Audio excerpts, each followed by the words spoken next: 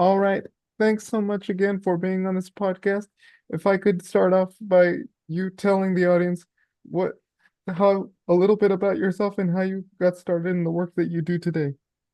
Sure. I am actually a lawyer by training. I practiced law for several years, and then I transitioned to academia, where I taught business law and business ethics at the University of Maryland for 8 years.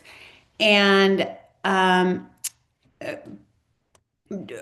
throughout the pandemic and really after the COVID-19 pandemic, I observed a significant decline among students in terms of their confidence, mental health, engagement, and academic and professional skills. And so I thought that I could expand my impact by leaving my teaching job, even though I really enjoyed it, so that I could engage with students throughout the country. So that's what I do now. I am a campus speaker and course creator, and all of my work now centers on high school and college student success so that they can be successful in school and beyond. hmm since you mentioned that you transitioned from being a lawyer into lawyer to being to academia, what was that transition like for you? Because I imagine it wasn't easy.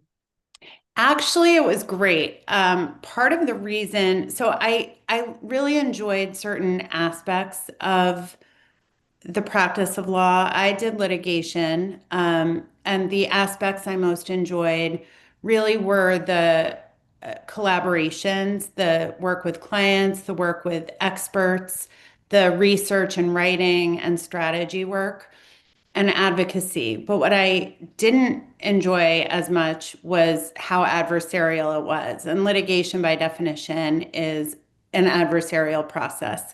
So I thought that moving to an academic setting would enable me to keep all of the aspects of litigation that I enjoyed, but would leave behind the adversarial part. And I was correct. It did all those things. So I still got to do the research and writing, and it was a highly collaborative environment. And I really enjoyed working with and helping students. hmm That was by far the most gratifying aspect of my teaching job. And that is what I've taken with me now in what I do now. So let's unpack that. What do you do now on the education side of things? Well, really, I all my work is still educational. So when I go to schools, be it high schools or colleges, I'm doing programming for students. So I help them, I give talks uh, on a variety of topics, but again, all of the topics that I cover relate to their success. So in the college setting, I do a lot of professional development talks and workshops. I teach students how to build their networks and how to leverage experiences they've had professionally and how to communicate confidently in the workplace and in their lives, um, and how to develop their own sense of value and self-value and what they can offer the world. So all of that is educational at its core. Um, and I also teach students the best ways to manage their time and to study effectively and efficiently because a lot of students come to college a little bit lacking in that regard. And so I try to help them with those aspects as well. Mm-hmm.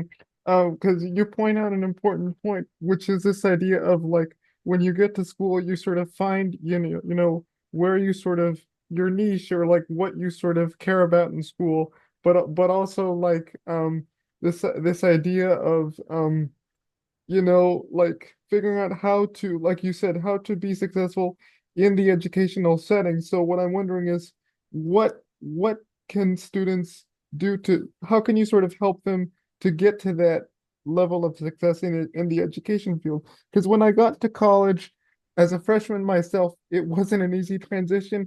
I was still Nope. kind of navigating the whole landscape. So I'm wondering what your take is on that.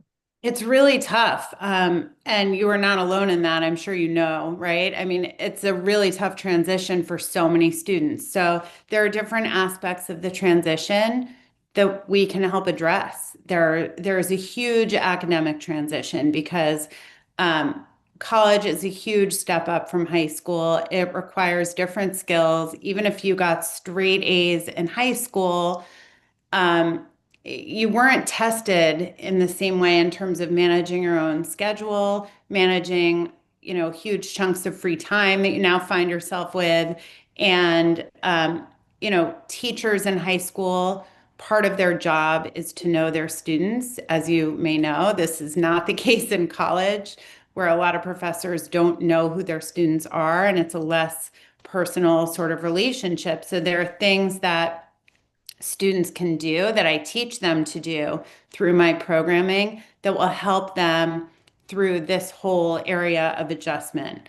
And I have a course as well, an online course where that is the whole focus. The focus for incoming college freshmen is on the academic transition to college. So time management, active study strategies, and getting to know your professors. But then there are all sorts of other aspects of the transition as well. I mean, there's a social transition, being away from home for many students for the first time, having to deal with roommate issues, and, having to think about your professional future and sort of what experiences you've had and how to leverage them going forward to make yourself marketable in the job market. Hmm. Have you So talked to any students? And if so, like, what have they told you about their transition with like figuring out how to navigate the whole educational transition landscape? I've talked to thousands of students. I've had thousands of students just in my classroom, but I've also talked to so many students through the work I do now. Um, Everyone I've talked to has noted the difficult transition in one way or another. It's just different, it's wildly different going to college and living away from home and dealing with the demands in college. It's just a really different day-to-day life um, than high school. So yes, I talk to students all the time about it, and these are universal sentiments that we're talking about. Mm-hmm. What have you learned in doing this kind of work in the education setting? That's a great question. I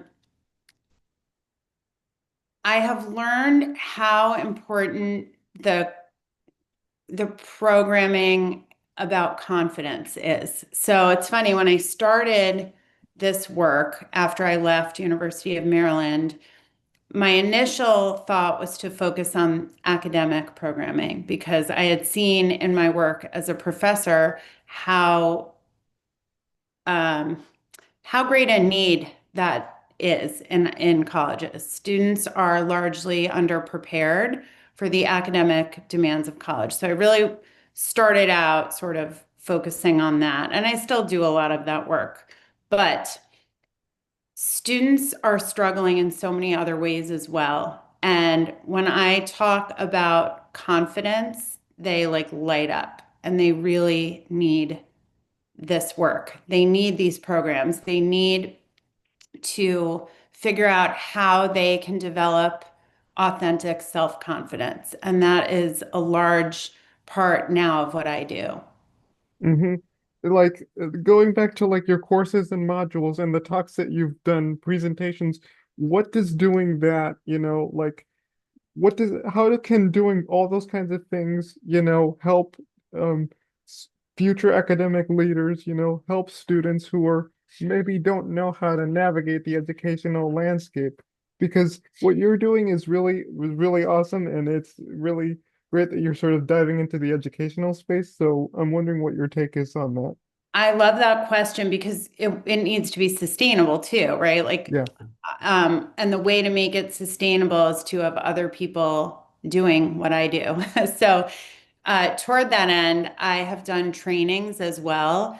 Um, where colleges have brought me in to train student success managers, faculty, staff on these different topics. And that is really great. It's a great way to, it's a really efficient way, I think, for the schools to offer what I offer without having to bring me in for every cohort of students. So the trainings are the way we can do that. Hmm. My next question is, what do you still hope to learn in the educational setting with like learning how to, help navigate students through through the college sort of environment? Because what the reason why I ask is because I remember when I went to college, and I'm speaking as a disabled student, I didn't really know how to sort of navigate the whole landscape. I couldn't know where to fit in, but over time I've been able to sort of talk to professors, talk to people in the community, and gain friendships that way. So what I'm wondering for you is, would you be open to the idea of working with students, with all sorts of disabilities, physical, invisible, all that stuff in the educational space? Absolutely. And I do some of that work as well, and I'm really committed to it. I think it's very important. I think a lot of these challenges are honestly universal, but they can be even harder for students with disabilities. And so, I'm glad there's more of an awareness now among colleges of these things, and there are more accommodations in place. But accommodations and support, as you know, are two different things, and the Hmm. support is needed. It's not just about giving extra time on a test or putting in wheelchair accessible ramps. It's really about offering proactive support to students with disabilities. So, absolutely, um, that's something that I do. A lot of the work I do centers on time management and Hmm. executive functioning. And so many of the disabilities we see in college relate, at least in part, to executive dysfunction. When you look at the numbers of students with accommodations for ADHD, for example, I mean, they're like the numbers are huge. And students really need the structure and support that I think, frankly, are helpful for anyone. But again, even more so for these students. So my work is directly relevant and helpful in those cases. Hmm. Yeah, because I remember at the University of Washington, there was an office called the Disability Resources for Students office, and I would go to that office. I would, take a test for quizzes and stuff, and I would select accommodations that I needed and that kind of stuff. So yeah, I Yeah. could totally relate to that. I don't know if Yeah. that was something that you looked at if the University of Maryland has that. What do Oh, you, yeah. yes. I mean, every college has it. There are requirements under law to provide accommodations for students with disabilities. So they have it, but some schools give more support than others. Hmm. So all will offer the basic accommodations, but again, that's very different from offering proactive programming and tutoring and other help that students may need. I'm very sensitive to this because I have a son in college with special needs, and he is thriving because he's in the right environment with the right supports and accommodations. So it's something that's Hmm. very near and dear to my heart and just very important in general. Oh, that's good. So my last question is, what tips or advice would you have for those who, are starting college and don't know how to really navigate the whole college landscape and sort of are trying to find their space in the world and like because college is it's a big transition and like you said, because different people, they have different experiences, as Mhm. someone with a disability, I've gone, through that transition. It was daunting, but I got through that. It's so So great. like, what tips advice would you give to those who aren't really sure, like, what do I do? How do I figure this whole college thing out because it's Right. not easy. No, it's definitely not. And I have a bunch of advice. I mean, for starters, I would say to be patient, which is easier said than done. You're not going to figure it out day one or week one. You will likely sort of figure things out as a result of falling down and trying again and failing many times and trying again. And these things take time. And when you think about, I know you asked about students' space take, Uh-huh. what space they occupy and where they fit in the world or in college. And I think that is something we navigate throughout our lives and it's subject to change all the time. So I think being open to possibility and to change and understanding that it's okay and frankly even preferable not to have everything all figured out on day one is a huge piece of advice I have. Another is to be resourceful. There are resources at every college. Um, but the thing is, it is the student's responsibility to find it. And so I think it's really important for students to understand the importance of resourcefulness, not just in college, but throughout their lives. There are always resources available to help support us, but it's up to us to find them. So to be open to that and to be proactive.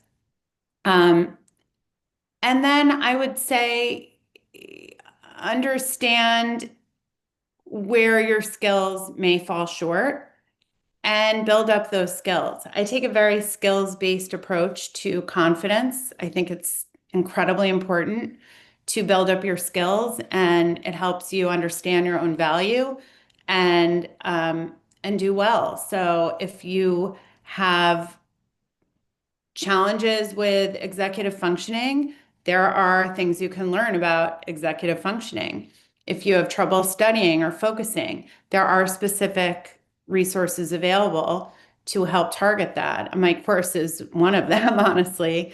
Um, this is what I do in the course. And finally, I would say it is really normal to have imposter syndrome. Oh Most yeah. It's like universal. Everyone has it. Imposter syndrome is actually most common among high achieving people, which I love that fact. And it doesn't shock me. Um, so students need to remind themselves of that and to understand like it's a feeling, but it's not a fact, right? I mean, if you have Mhm. gotten into college, you belong there. You belong there as much as anyone else. It doesn't mean it's going to be easy. It doesn't mean it's going to feel natural at first or ever, maybe, but it's a privilege and you deserve to be there and you've earned it. And, understand that and don't bring yourself down. Mhm. But certainly developing your skills and being resourceful will help develop the confidence and make the imposter syndrome hopefully a little less acute along the way. Mhm. All right. Okay.